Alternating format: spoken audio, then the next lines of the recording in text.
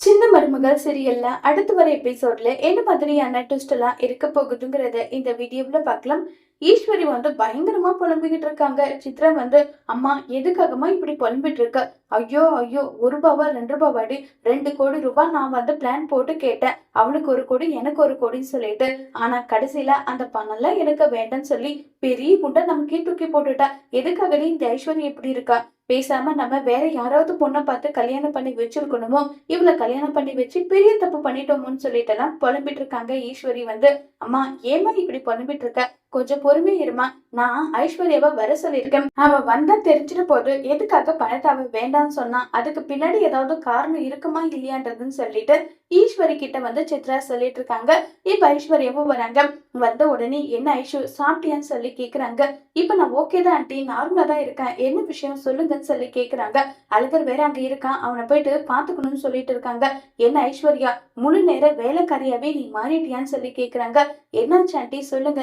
ஏன் ஐஸ்வர்யா, நீ இந்த வீட்டுக்கு எதுக்காக கல்யாணம் பண்ணிட்டு வந்த? அந்த தமிழ்ச்செல்வியோட குழந்தைங்களுக்கு ஆயம்மா வேலை பார்க்க தான் வந்தியா? என்ன ஆண்டி ஏன் இப்படி பேசிட்டு இருக்கீங்க?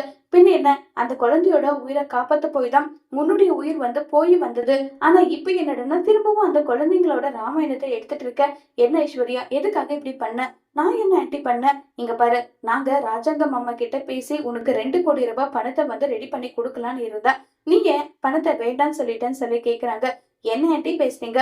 குழந்தைங்களோட அன்பு பாசத்துக்கு பணம் போய் விலை போகுமா? நான் உண்மையாவே அந்த குழந்தைங்க மேல உண்மையான அன்பு பாசம் வச்சிருக்கேன். இதுல என்ன இருக்குன்னு சொல்லிட்டு ஐஸ்வர்யா சொல்றாங்க. இத கேட்டது, உனக்கு சேதுவ கல்யாணம் பண்ணி வச்சதுக்கான காரணம் என்னன்றது உனக்கு தெரியுமா சொல்லுன்னு சொல்லி கேக்குறாங்க. என்ன, நான் சேது மாமாவை உயிருக்கு உயிரா விரும்பினேன், அந்த விஷயத்த உங்ககிட்ட நான் சொன்னேன், அதனால நீங்க எனக்கு கல்யாணம் பண்ணி வச்சீங்க, அப்படித்தானேன்னு சொல்லி கேக்குறாங்க. அதெல்லாம் ஒரு மண்ணும் கிடையாது. சேதுவோட சொத்தை உன் மூலியமா எங்க பேருக்கு வர வைக்கணுன்றதுக்காக தான் உன்னை வந்து சேதுக்கு கல்யாணம் பண்ணி கொடுத்தோம். நாங்க போட்ட பிளான் வேற, இப்ப நீ போட்டுட்டு இருக்க பிளான் வேறையா இருக்கு. இங்க பாரு, நீ என்ன பண்ணுவே தெரியாது.